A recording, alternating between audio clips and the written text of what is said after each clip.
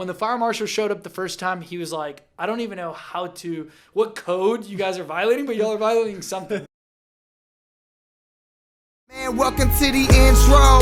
No need for introductions. All about the world and the world what we discussing. Where every single thought that we had came from something. So it's funny that we made it when we started here with nothing. Gotta open up your mind just to find out why. When you lost inside the dark, just gotta turn on the light. And no matter what you do, you never run from a fight. Because we fighting to be better, and that's why we strive. Hi, I'm Corey McCain, CEO of We Strive, the #1 platform for personal trainers, gym owners, and coaches to both manage and scale their business. I'm your host for Why We Strive, where every Tuesday I sit down with some of the most incredible tech founders, investors, and creatives to find out how, when, where, and why they strive. Be sure you tune in every single Tuesday and check us out at whywestrive.com for more info. Now, let's get to this week's episode. You're a recent father. You're the founder of the dopest tech startup platform here in Texas. And Appreciate that. You're in a bunch of other crazy stuff in the crypto space, man. You own a bar in Houston. So tell the audience who you are. We'll get after it. Yeah, dude. So appreciate you having me, man. This is super cool. Love what you're doing. Love everything that you're working on from a tech space. And then obviously on this media side, somehow your name gets brought up every time I bump into anybody in the startup space here in Austin. So whatever you're doing, keep doing it. But yeah, man. So I guess if we want to give a little background, I've been in the kind of tech startup world for now almost 8 years. I mean, it could be 9. Wait, dude. Yeah, eight or so. Yeah. February. Yeah. Initially started off in the sports tech world, where I still have a couple of ventures. I launched a company called Game Day Films, which was the Uber of filming and photography in the amateur sports space. This was January 2016. App forward, similar to like an Uber Eats. Mom could go in and say, hey, little Johnny's playing a soccer game. Somebody show up, photograph, film. Cool. We scaled that, and then about 3 years in, ended up having a merge acquisition component to a company called Vype Media. And then from there, I've kind of started to play around in different arenas. But one of the things that I found in my kind of exposure to that space was we always had a major issue, which was the last mile delivery of all this content, right? And so we were procuring video content, we were procuring video highlights, we were doing all kinds of photography, and there was just a massive conglomerate of different ways that people wanted stuff delivered, right? Mm-hmm. Some people were YouTube. Grandma was like, what's an email link? What's a download link, right? And so there's no one solution for that delivery to happen. Mm-hmm. And the eureka moment, light bulb kind of goes off again, when this kind of acquisition happens, where I start to ideate this like software as a service delivery mechanism for a lot of this content. And what we did is we basically created the YouTube component to a lot of this content with layered data and statistics and different tools associated with the specific sports and activities that the kids are playing, right? Okay. And so that was the genesis for the organization that I run now called Varsity Hype, right? And so the way we describe it in a nutshell is the YouTube meets LinkedIn for all student activities, right? Cool. Nice. And so a kid can be a football player, right? His football team can come on, they can upload content, whether it's game footage or practice footage, and utilize it to improve performance. And then from an individual perspective, they've got all these profiles similar to a LinkedIn, right? For a lot of people don't know this out there, but under the age of 18, you actually can't create a LinkedIn profile, right? Microsoft, the owner of LinkedIn, thinks, okay, you're not in the workforce. The only problem is a lot of those kids need resume building components for the next level, right? And we're seeing it as young as middle school. So middle schoolers using it to get into a highly competitive high school, and then the high schoolers, obviously, from a recruiting standpoint or just getting into the collegiate world. And so we packaged all this to build this larger ecosystem that allows schools, leagues, and organizations to come in and utilize our tool set to improve performances, right? Coaches using it for their own, performances, et cetera. And then the kid for whatever that definition of their next step is, right? Whether it's I'm a drummer who wants to go drum at the North Carolina School of Arts, or I'm an actor who wants to go to Juilliard, right? And then ultimately the recruiting side of things, right? And so anybody looking to get into sports. And so Varsity Hype is kind of what I do is the Bruce Wayne, the day job to the Batman. And like you mentioned, right, one of the big things for me has always been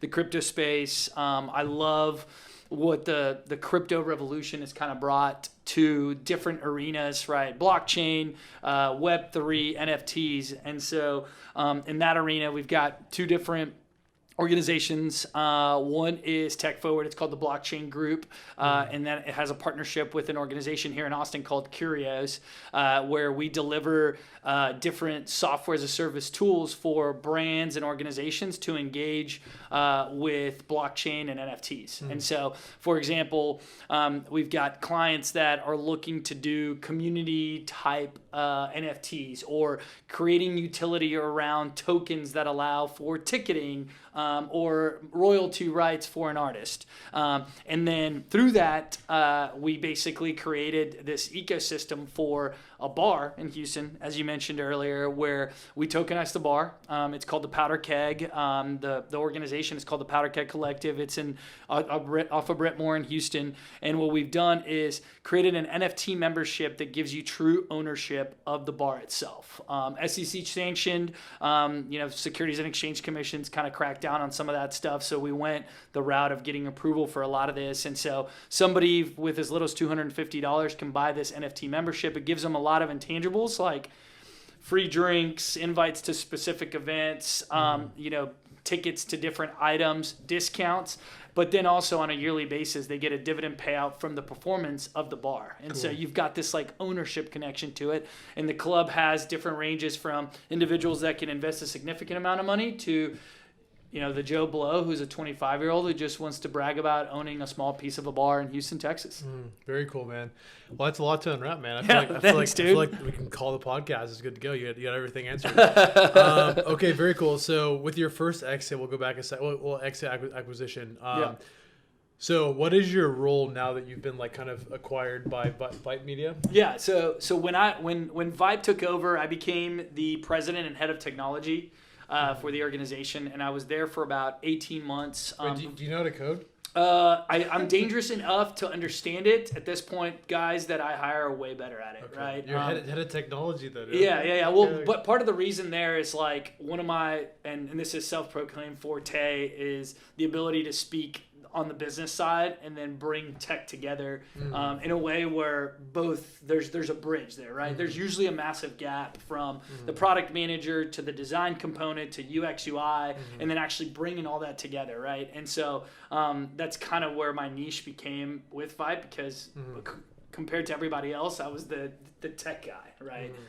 Not a true CTO, because as you've mentioned, right, the coding is, the skill set is not where it needs to be in regards to the CTO side of things. But I enjoy it. I like to keep up with what's going on, and with Python and certain languages, I'm dangerous enough to be able to build stuff on my own, so I can go in and help these guys whenever needed.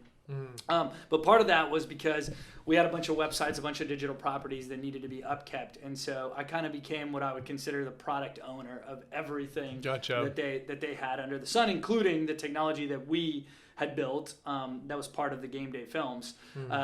And so for them, they're the ESPN of high school and youth sports in the state of Texas. Figure out where this mic doesn't get in front of your face. Beautiful. You keep like finding it.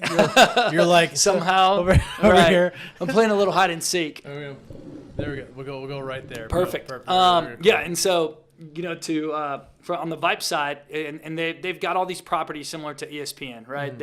They do live streaming for different high caliber high school Texas football games and other sports. They have assets with a magazine and all these kind of media rights for all these teams, and so we plugged in perfectly. And then from there, I helped with a lot of the larger deals with large brands, etc. So it was fantastic. And at about the 18th month mark, which is where my contract was kind of coming to an end, I decided to break off and start Varsity Hype. But they kind of helped me with some of the ideation, and they've been a great equity partner in the application because they deal with our clients on a regular basis, right? Gotcha. And so they're out with high schools, they're connected with youth organizations, with middle school. So it was a good transition into what we were doing to help us with not only scalability, but then also getting in front of the right clients to be able to sell the product. Very cool. And then with Varsity Hype, I love being able to talk about that because you and I actually almost were like full partners. Right, Business. dude. So And we could still do that. It's on the table, man. We definitely still can. So I don't want to distract you from the big things you're doing. Of course. Right? I'm going full speed with gyms, but like we very much were ready to do a sports partnership. Right. Like, quite frankly, if I had gotten into the Pocket Talk Sports Accelerator, then I would have probably gone down that route. Right, absolutely. I'm glad I didn't because like we definitely are right. The gym stuff, juice is worth the squeeze on that end. But we can just put this on the back burner once you start to scale all up. my designs are done. We're done. Right, We built out the whole sports thing, so maybe we'll add it to it. But basically, like, what made you really want to like get things going with Varsity Hype? Like, you leave this, this Uber for film concept, and you're like, I'm going to build this full platform for these students. So, like, how did it really start? Yeah, dude. So, fantastic question, and really the genesis kind of thought process that I had for it was there's like a 3-prong attack to it. The first was that kind of last mile delivery issue that we had with all the filming, right? And I talked to a lot of coaches, a lot of clients with the same kind of issue. The second was this space in regards to film breakdown and film storage for high school specifically is dominated by 2 companies. Those companies, great at what they do to a certain extent, but they're extremely overpriced. And so in my mind, it was extremely unfair for the inner city schools, right? The youth organizations, people that really couldn't spend a couple $1,000s a year, let alone a couple $100s to be able to utilize this, right? And coming from a tech background, as you have, like, economies of scale there, the more that's built, the cheaper things get, right? I mean, it's a deflationary technology, and especially when you're talking about software as a service. And so in my mind, I didn't understand where a lot of the cost was happening, except for the fact that there was only 2 organizations that were dominating the space. And so when we launched it, our mission and vision, and still is to level the playing field, right? And that's defined by couple things. One is being able to provide service to everybody, no matter who you are, no matter the budget. And so we've figured out ways in a structured manner to keep costs low, to be able to offer our stuff to the highest caliber, richest private schools in the country, all the way down to those inner city schools that are having to cut budgets left and right because of where they are located. The second piece is being able to offer it to anyone, not just the athletes, right? And so that was another thing is schools are kind of dominated by, especially here in Texas, like the head football coach is almost like a god, right? And that sport is God. Everything else kind of falls by the wayside. And then the further you get from that chain, including the arts and extracurricular, it's night and day. And so we wanted to, once again, level the playing field for all those individuals associated with it. And then the third component is to simplify it, because all these tools that are built out there were kind of built for what I consider the initiated individual, right? A coach, somebody that kind of knows the lingo, knows the button. But if grandma's coming on to watch Corey's stuff, she has no idea what half this stuff is. Only cares about your content. And so we wanted to keep it as simple as possible. And so we took a deliberate approach to our UX UI to make things extremely easy, right? 1-2 clicks and people were able to intuitively do things. We actually don't even have like a how-to manual, because we tested ourselves to make sure that if people started clicking around, they'd understand where things were. And so that's like the 3-pronged definition to leveling the playing field and why we were motivated to start what we started. And so we initially attacked the market from a youth perspective. I was still coaching some youth organizations at the time, so we kind of spiderweb into that in Houston, where I was still at the time where the company's based, and then now across the state of Texas. And then from there, we've kind of gone upstream with middle schools, high schools. We've got some collegiate organizations and some semi-pro teams that are in partnership with us. Super cool. Wait, how many schools do you guys currently have on board? Schools, we probably have, and this is as of the end of the last quarter, so we're a month delayed on those stats. It's just over 480. Very cool.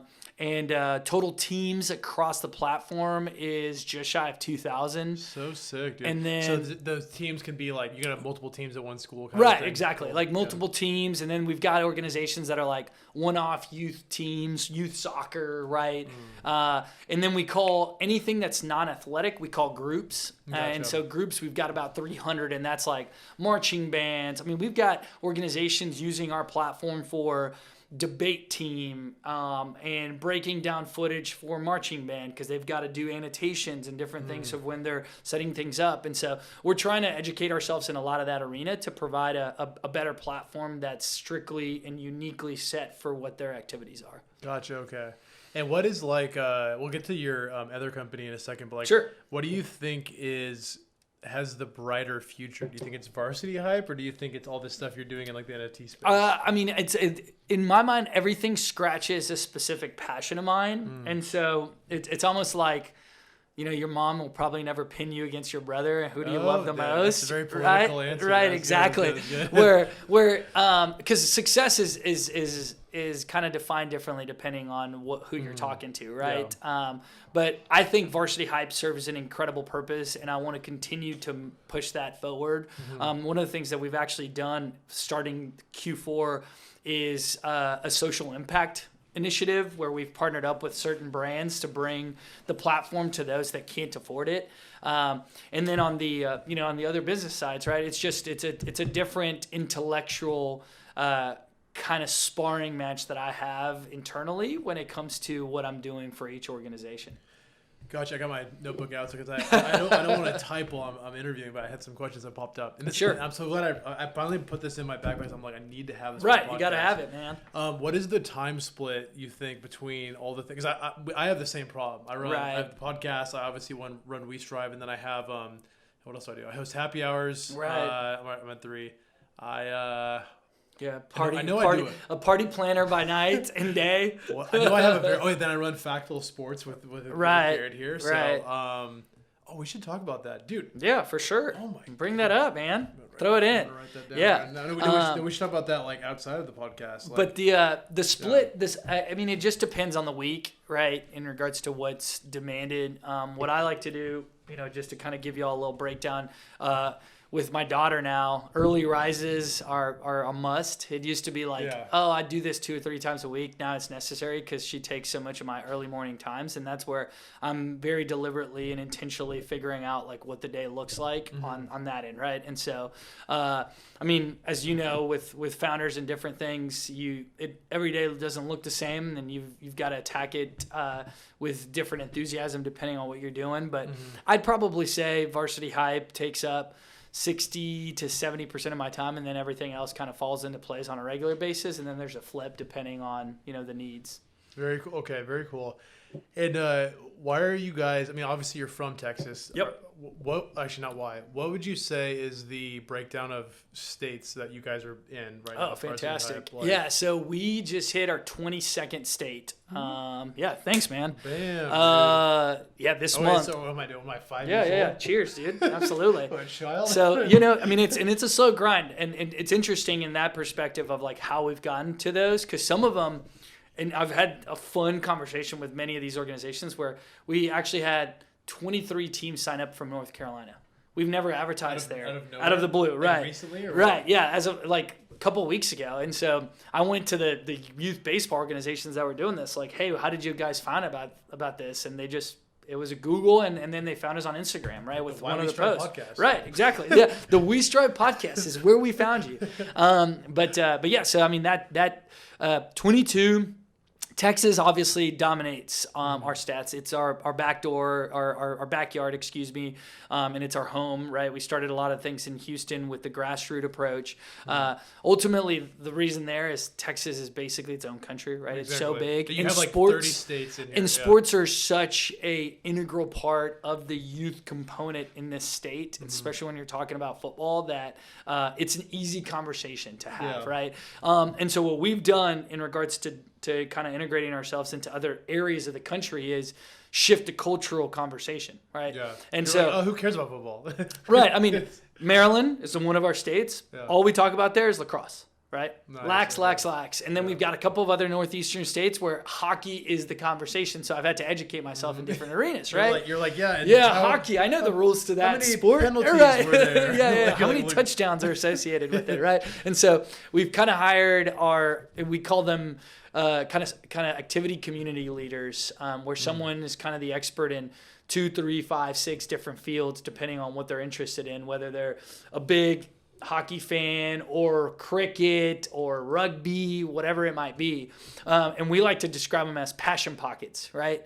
Because different sports, right? You've got the mega sports, baseball, football, basketball, and then everything else starts to kind of fall into place in regards to popularity. But there's a small group that's very passionate about it, right? And so we call them little passion pockets because things like, for example, we just partnered up with a large organization that does one of the biggest fencing tournaments for youth in the United States. Cool. There's probably 5,000 households that live and die by this event, right? And so it's up to us to kind of find those and foster them within our application, because they'll never leave, right? And so it's the passion project approach, to be able to approach every single one of these kind of organizations, whether it's an art related item or some random, and I don't want to say random, not in a negative way, but something that's not on the popularity spectrum, right? Yeah. Where you're not talking about baseball. It could be like water polo, right? Yeah. Which, side note, water polo seems like the most absolutely insane sport on the planet. It's exhausting. I don't know if you've ever played. I've floated in water. We played this. Well, anyway, I played water polo. I played water polo in high school, but it was in the shallow ones. We got to walk. Right. And I was exhausted. No, dude, you tread water. You tread water for like 2 hours. I was like either treading water or playing water polo on the ground is hard. Right. So if you having someone dunk your head in, take the ball, it's pretty insane.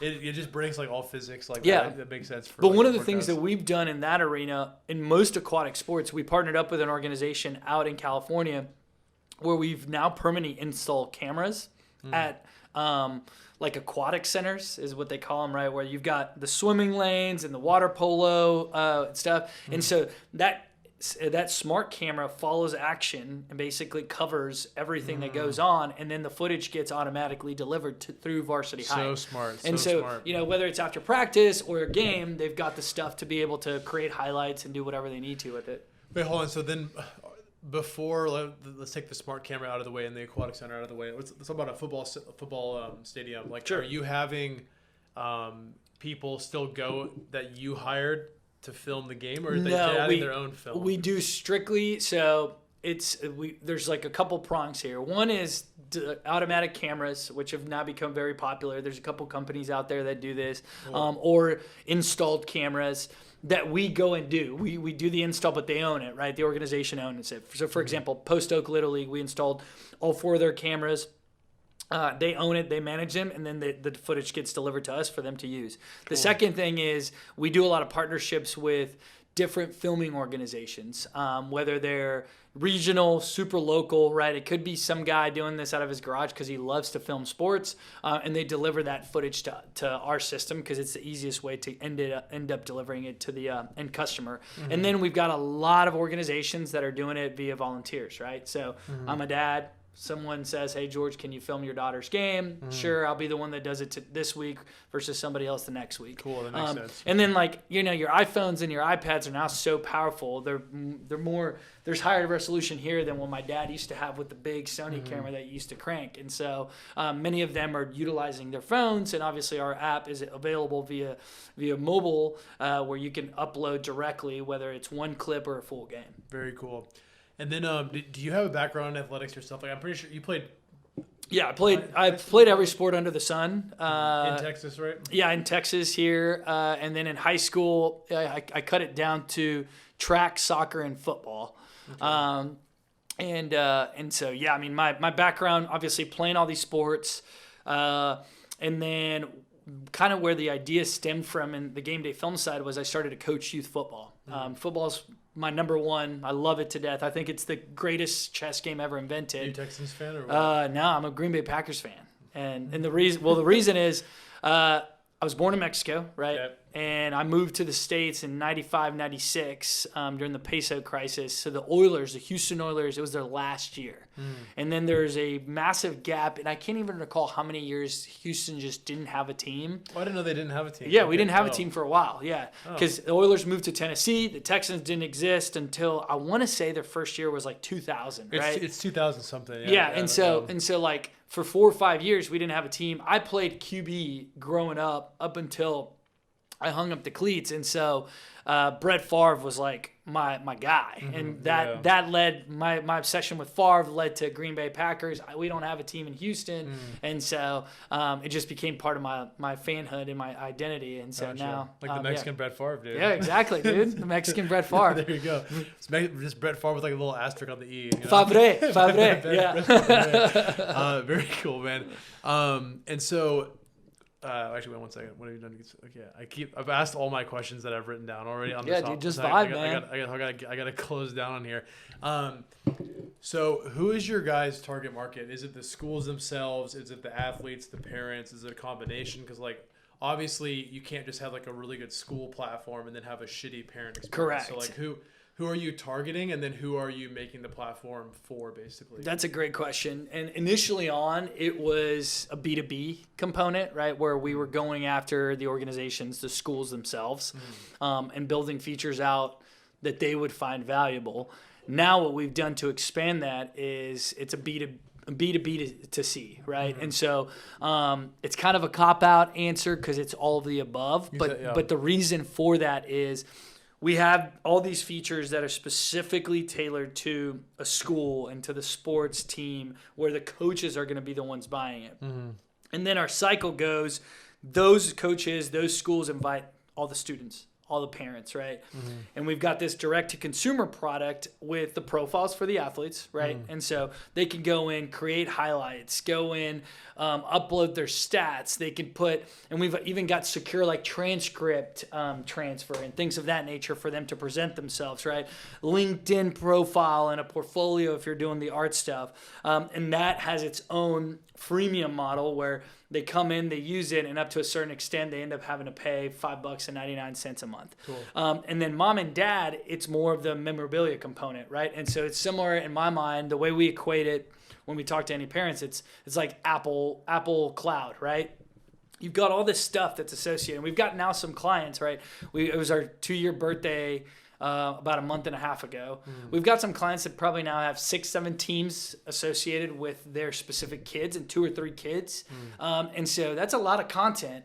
Our thing is we'll never delete anything, even if they stop paying their monthly, and then they can come back whenever. So now they've used it as this like almost memorabilia archive place that has a lot more tools than just where's the video, right? Ultimately, our goal there is, from a mom and dad perspective, is every time I've seen moms trying to show something on the sideline, they're like endlessly scrolling and then infinite picture images, right? Here it's like 2 clicks. You've got little Johnny's teams all set up in a chronological order, and then what league and sport. And so you go in and you're like, I want to see his football stuff. You click on it and everything comes up. And so so to answer your question, all of the above, and it's just a different kind of what I would consider pitch to each one of those users. Gotcha. Okay. And then what does the team look like right now? Like how many? In regards to Varsity Hype, yeah. So we've got 7, 4 full-time, and then 3 part-time, and then an outsourced kind of development flex team. Gotcha. That ranges between 3 to 5 at any given time. That helps us with anything from UX UI to front end back end development. Cool. Got one of those. Where's your team at? Mexico. Latin American, Mexico. One of my big rules in regards to the outsource help is if anything gets stuck, I want us to be able to speak the language that they speak, right? Gotcha, and so being from Mexico, I speak fluent Spanish, and so Yeah. Anytime we ever have any kind of mismission, I'll just sit down with them and have a cuss out meeting in Spanish. Spanish. Right? Yeah, exactly. I start yelling in Spanish, and we're good. Pendejo. It's like, very cool. All right, so let's get to your move on from the Varsity Hype stuff. Yeah. Bar. So like, this was really crazy for me because you started talking about like you're like we're doing this thing with like NFTs at a bar, and I was like, this guy's full of shit. And I was like, but then it was crazy because you're like, no, it's this bar, and I was like, what? I was like, wait a minute, it sounds kind of familiar. and I was at this what's the center The called?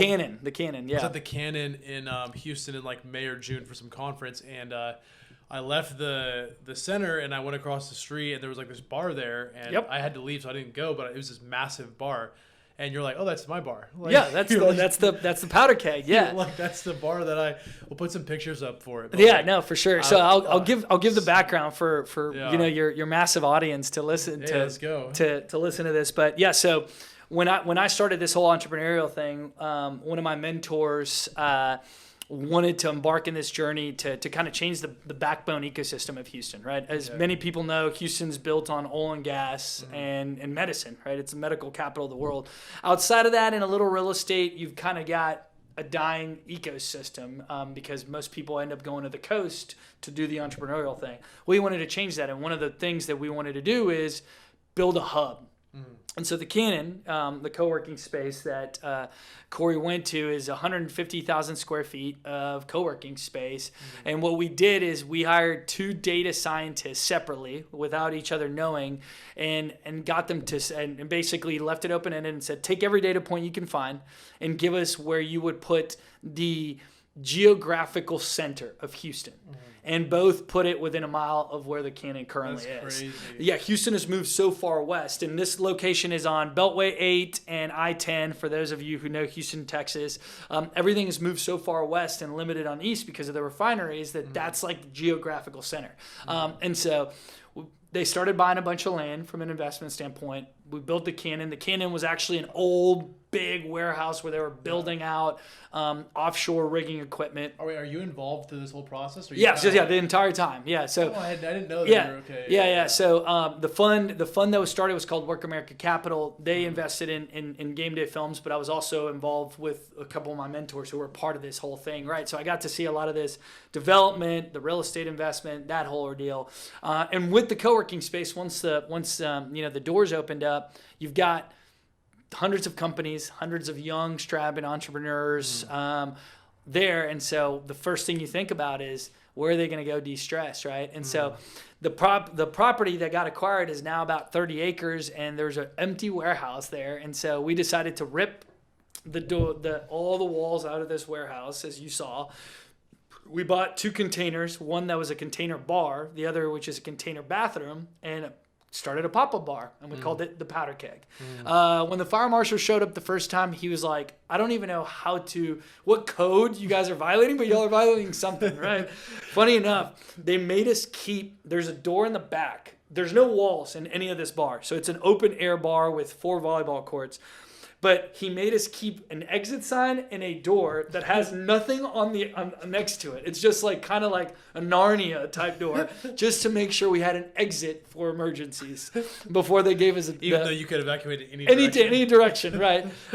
And so we launched this thing, and very low upfront costs, started to cash flow it with the amount of young people running around. And as y'all can tell, right, we like to de-stress at the end of the day with the drink. And then one of the things that we started to ideate at that point, right, with NFTs and crypto, was giving some ownership back to the community, right? One of a thesis that we have as a group at the blockchain group and Curious is you end up in a situation where everybody that owns assets doesn't traditionally use those, right? You've got, Austin, for example, where we're currently sitting, KKR, BlackRock, all these massive private equity firms have now bought a lot of this real estate. Those guys are sitting in London, New York, and they'll never set foot here, right? And so we wanted to flip that on its head.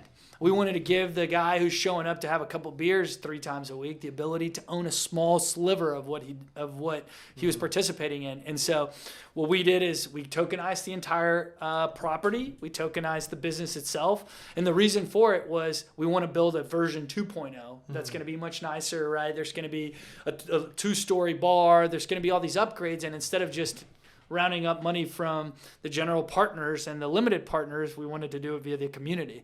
And so it caught like wildfire. The Cannon community came in, the neighborhood community, and we've sold about $5 million worth of these NFT tokens. So cool. Thank you. And weren't some of the biggest ones like 500K? 500K. Those actually sold the most out of them, right? Because people. So I mean, it's a regular real estate bar investment, right? If you look at it with a lot of these other added benefits, right? And so what we've seen since we started this process, two major items. One is you basically have an army of marketing individuals, 100%, right? 100%. Like my brother's a token holder. He's not taking a date anywhere else but this bar, right? So they spend more money. They become marketers because they own a piece of it. And the second piece, which wasn't even part of our original thesis, is the custodial component, right? Is like, I was there 2 days ago when I was in Houston for a couple meetings, and I see some guy picking up trash at the bar. I'm like, that guy doesn't work here. Like, hey, what's going on, man? He's like, I'm part of Powder Keg Collective, dude. I just wanted to pick this up to make sure that the bar is up to date. I'm like, I didn't even think about that, right? Yeah. And so you extrapolate that and you give people a sliver of ownership. I mean, the revolution for a lot of that is, one, they can start building generational wealth, and you've got this ability to have mailbox money from the operations of the bar, et cetera. But also, from the ownership perspective, you've got these people actually caring and taking care of things. And so we built a DAO for it. There's voting mechanism. The first thing that got voted on and approved is there's 2 pickleball courts going on the property just for you. I know you're going to love that. And so, there's different things going on. We're planning on the ground break in January, right? I mean, with Thanksgiving and the holidays coming up, there's kind of a big lull. But that's when the pickleball courts are going in. You tell me when and I'll drive. I'm Dude, literally exactly. Yeah, a little drive tournament. But yeah, so it's been a really cool project. And from there, our thought process is the rest of the 30 acres associated is going to end up looking like I don't know if you remember Minecraft, the thing where you would, the little squares, right? You press on them and there's like bombs associated. All 30 acres and every square foot of it is going to be sold per square feet at all the different stages via the NFT smart contract that we created that gives you ownership in the land, in the operations. And so once again, giving back to the community to be able to do this and allowing us to continue to develop this, what we call the Founders District, right? So there's going to be a work, play, live, multifamily, right? Shopping centers, and then the cannon and everything else needed for the entrepreneurs to succeed. So sick, dude. I can't wait to... You're making me now want to do my beer pong tournament. We got to. Yeah. Bro, I don't know if I can get everyone to mob over there. Well, that's true. Yeah, we're going to have a multifamily ready to go with like free space. Yeah. That's the only thing is like, and obviously, as you know, I reside here in Austin. And so I'm having to drive 2.5 hours to do a lot of that stuff. But we're in talks with a couple of groups here locally that own land to do similar things in Austin, right? I mean, Houston, back then it was a lot easier to acquire 30 acres. In Austin, anywhere close to downtown, you're going to basically spend a fortune and a half to do so. But with our partnerships, there's a way for us to continue to do it here, and we're in talks to do that as well. So cool, man. And didn't you say you had a couple of like insane weekends already? And like, this is still the first year, right? Since the cannon's been like really up. Yeah. I mean, it's been live. The Powder Keg's now been live for about a year. Yeah. You said you had some pretty insane early weekends, right? Yeah. So I mean, because it's this open air bar with these beach volleyball courts, the craziest thing that's happened this year is we had a promoting group bring. And I had never heard of her, and I'm not in the Brazilian scene, but she's a platinum recording pop artist from Brazil. She sings in Portuguese. What's her name? I'm blanking out. It'll come to me. Yeah. But they brought her in, and they used the 4 volleyball courts as like a beach party. Gotcha. And the open bar, there was over 15,000 people there. And the party started at 12 midday and ended at 2 a.m. I mean, so you just think of the amount of alcohol and craziness that got consumed. But they had like it was open bar, like a carnival. Well, no, I mean, they had some form of open bar, but then there was like people, our bar was open. So, but it was like a carnival type setup, and it was just insane. Dang, I mean, in the neighborhood, actually partook, so we didn't have the people that lived around the area being like, what are y'all doing? It's like, this is so awesome, please keep doing this kind of stuff. Exactly, dude. Yeah, like, I'm just gonna walk home now. That was sick. The Nutcracker market is actually there today doing all kinds of sales, so they're using the open air bar for people to go and buy drinks and then come, the mommies getting their early Christmas shopping out of the way. Dang, so we're basically trying to be creative with the way we utilize the property as we build it out. So as soon as we're done, I can't wait. If Garrett's still here, I can't wait for you guys to talk about NFTs and DAOs. Also, in our group chat is the guy that runs Web3 Austin. Yeah. Michael Marr, he'll be on the podcast next. Have you guys connected yet? No, I haven't. I need to connect with him. Dude, yeah. Very obvious connection. Oh, absolutely. I'm pretty sure I sent you guys an intro too. I feel like I have. I send Michael lots. Anytime anyone says anything Web3, I'm Web3, you're like, hey, don't just care. go talk to Michael. I literally don't care. Talk to Michael. You glaze over. You're like, yeah, talk to my guy over here. I'm like, yo, sick. Here's my yeah, dude. As a solo founder, like, are you a solo founder or what? Yeah. So, well, I am on the Varsity Hype side, and it's I'm not gonna lie. I wish there was some, because you probably have gone through the same pain points, right? There's definitely something to be had with having a co-founder to help you kind of lift off, and in my perspective, the self-made component is kind of a myth. You always have to have a big group. And so with Varsity Hype, yes, solo founder, but the mentors, the individuals around, and the team that we have is phenomenal to be able to help me continue to build that out. And on the blockchain group, one of my mentors, Mark, who does a lot of the stuff with the real estate, et cetera, he's my co-founder on that end, and we've kind of built a lot of different technologies and in that space. Very cool. And what would you say, like, so basically it's like saying, what would you say is like your worst skill as a founder? Like, what are you not good at?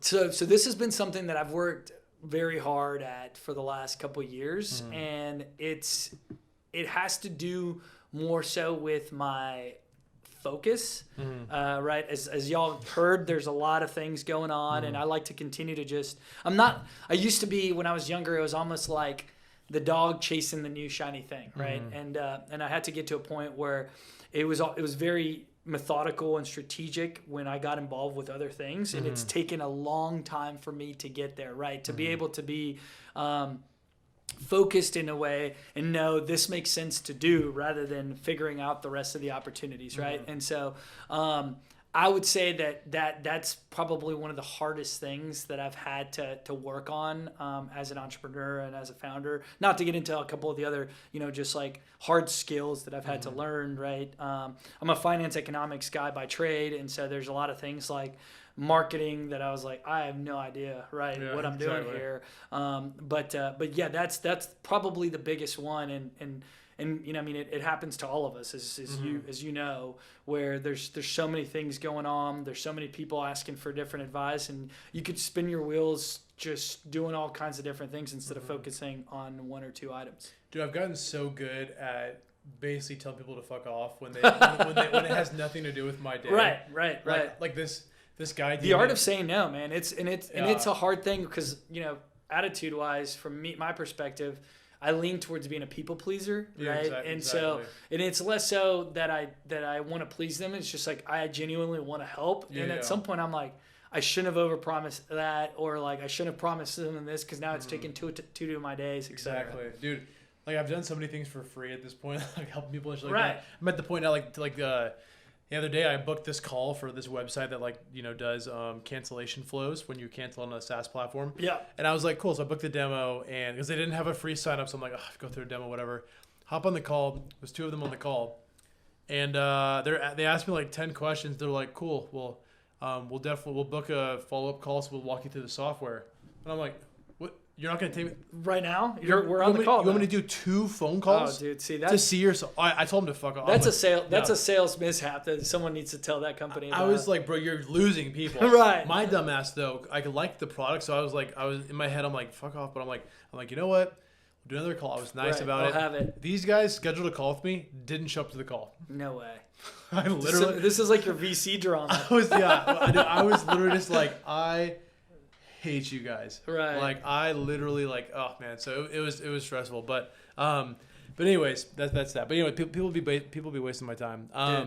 But I mean, it's a hard line to have where you think early on it's just like take any opportunity, talk to anybody, right? But at some point, like it's the art of saying no, right? Like being able to be strategic about where you place your time, because at the end of the day, it's the only thing you can't buy back. Exactly. Right? It doesn't matter how much money you have; it's just something you can't get back. Exactly. Yeah. What's a day in the life for George Ortiz? Man, that is a great question. What did you do today? How about what I do today? All right, I could do that one because right, it's fresh in my mind. So let's see. 5 a.m. wake up call. I got up about 5:30 because what I like to do, and thankfully my wife is a decent sleeper, so this doesn't bother her, but I like to read right when I get up. Pull out the iPad. The book that I'm currently reading is called Thinking in Bets. I heavily recommend it. It's got the kind of big gist, and the biggest learning point here is like a lot of our thought process. We actually think we're better at assessing statistical items as humans, and one of the big things that comes from that is the fact that like we always talk in binary terms, which is an interesting way of saying like when you and I have an argument, I say this is blue, you say this is green, and that's binary, right? That's 100% or it's not, right? So it doesn't leave room for openness in regards to the discussion, right? And so a lot of the way that this book gets into this is like, if you think in percentages and think in bets and say, when Corey, you and I disagree, if I say it's this way or that way, you're not at risk of looking dumb because you're wrong or vice versa. So there's no openness for us to have the discussion. What they say, what this is proposing is saying like, dude, I'm 75% sure or I'm 60% sure. So then it opens up the door for you. I always do that intentionally. Dude, for you to be able to like say like, oh, George, because of that, right? Because now you're not at risk of like, betting on your end, right? And so it's interesting because I've started doing it with my wife, right? Like before, she's very smart, brilliant, stubborn as well. I'm not as smart as her, but right, there's some brain cells up here, and so we've had these discussions, and it's really helped our ability to argue less because now it invites for comments and discussion. Do I always say percentage? I hate, dude. It's amazing. Even if I know the answer, it's something simple, dude. Even if I know the answer, I'm like, okay, but like, am I 100%? So I'll be like, I am 85% sure. That's dude.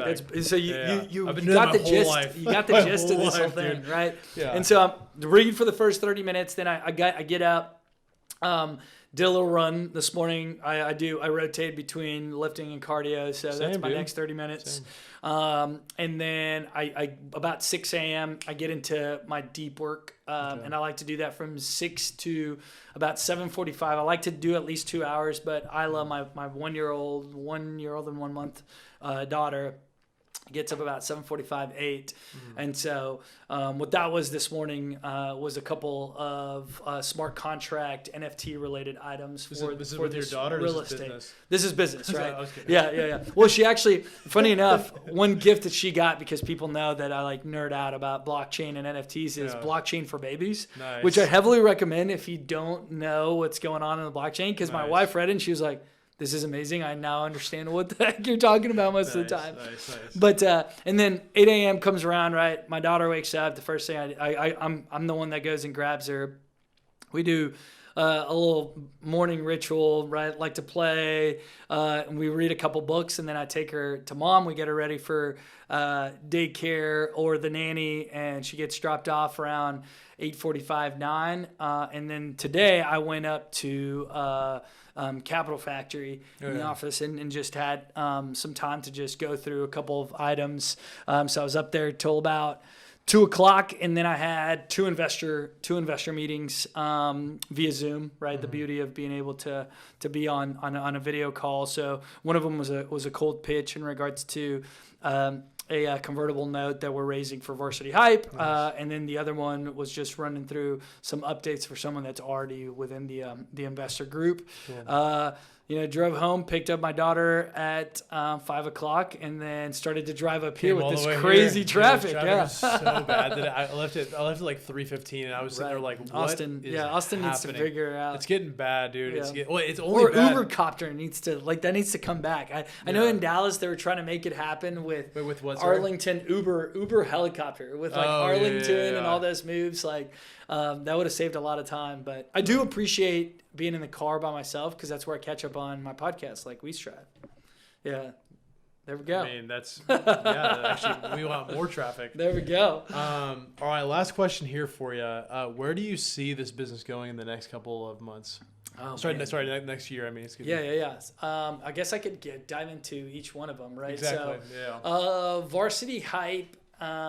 we are, and I wouldn't even call it a pivot. It's more of a additional focus on this LinkedIn component. We're expanding this profile mechanism and building a more robust direct-to-consumer product. Cool. And so our thought process there is, I know the total addressable market here is like 65 million kids that are running around, and we've built it in such a way where anyone that's doing anything can come in and join. And so I want to capture as much of a chunk of that as possible, and so that's kind of our focus. And so the financing that we're going after now, that's basically what it's sectioned off to do, is that build out the focus, the kind of mechanism, because the sales mechanism is different than our B2B, right? These guys aren't going to be calling each kid. It's going to be a lot more marketing. And so I see us kind of going into that space and ballooning, and then strategically partnering with different organizations that are bringing significant amount of kids instead of trying to go one by one. So that's the Varsity Hype piece, right? On the blockchain group and the real estate piece, we're breaking ground, right, with the new updated powder keg and the pickleball court. And so we'll be finalizing that build out and continuing to run the powder keg collective, and then starting with the rest of that 30-acre kind of project and tokenizing the entire thing. With that, we are also about 60 days away from launching a tokenized Reg CF ATS platform. I know there's a lot of abbreviations, so I'll explain it. Reg CF is regulatory crowdfunding, as you know. ATS is an alternative trading system. And so what we're building out is the ability for anyone, we're doing it in the real estate side, but then we're expanding it to companies and traditional businesses where if Corey wanted to come in and tokenize 10% of WeStrive, right, at a certain dollar value per share, you could do that, right? Sell it off to the market. People would buy it on a per piece basis. And then the ATS is the alternative trading system that allows that to be liquidated in a secondary market. And so if George bought 10 of those after a certain holding period, then I could sell it out to the market, especially if you're transparently updating things just like you do, and talking about all the wins where that share went from $5 to $6. And it's almost like the way I would consider it, the NASDAQ for everything else, right? That's one of my ultimate solutions that the blockchain and NFTs create, is a pricing matrix. Anything that can be bought and sold will be bought and sold. And that includes businesses and startups, or the traditional business side, which is a lot of the conversations that I've had where it's like a 30-year guy who's built a $5 million revenue a year cleaning business, who his kids don't want to take it over. He still wants some residual associated with it. So he tokenizes 80% of that, sells it off to the market. The market then reaps the benefit of the dividend that gets paid out yearly or quarterly. He continues to manage some of the growth, and then somebody else comes in and takes over with the money that's being raised. Very and so cool. Those kind of solutions we're building out and taking to market. So cool, dude. Thanks, dude. Yeah. So like you said, staying busy. Dude. Well, I don't even. How do we meet again? Dude, that's a freaking good question. I think it was just like serendipitously at the Capital Factory, center of gravity. No, someone sent us an intro, dude. There had to have been, because you're not at Capital Factory that often. Yeah, no. So I think it was probably when I did my Capital Factory like interview and pitch and all that stuff. Somebody was like, "You need to talk to Corey." And then the rest was Jake, and then the rest was history. Oh, it probably was Jake. Yeah. Oh, nice, dude. So, well, dude, cheers. You're my boy. Salud, man. Appreciate you for having me, dude. This is fun. And that's why we strive. Yeah, exactly. It's why we strive. So continue to follow our boy here. Check out the app. It's good stuff. Dude, and then actually, it's the last thing here. What can people like... where can people buy like tokens or whatever? Yeah, for sure. So, and man, that's a couple websites, right?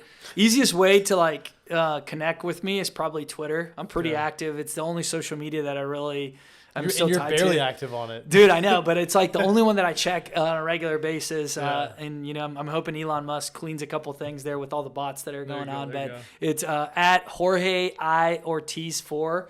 So give me a follow and shoot me a DM. Put it up there. Yeah. And then Varsity Hype is varsityhype.com, the way it's spelled. Check out our website, right? Reach out to me. Especially right now we're opening up our partnership and sponsorship components. So if there's any businesses looking to get in front of families and demographics across the country, we're looking for that. And then the Powder Keg and the Founders District is powderkegcollective.xyz and then foundersdistrict.com. There's a lot of stuff. All right, Yeah. let's keep adding links. Good stuff, man. Pleasure to have you on here, man. Absolutely, brother. Appreciate it, man. Pleasure. I wanted to thank you for watching this entire episode of Why We Strive. Be sure you head to whywestrive.com and subscribe so every Tuesday you can see incredible interviews with some of the best tech founders, investors, and creatives in the industry. Have an amazing day, and don't forget to keep striving.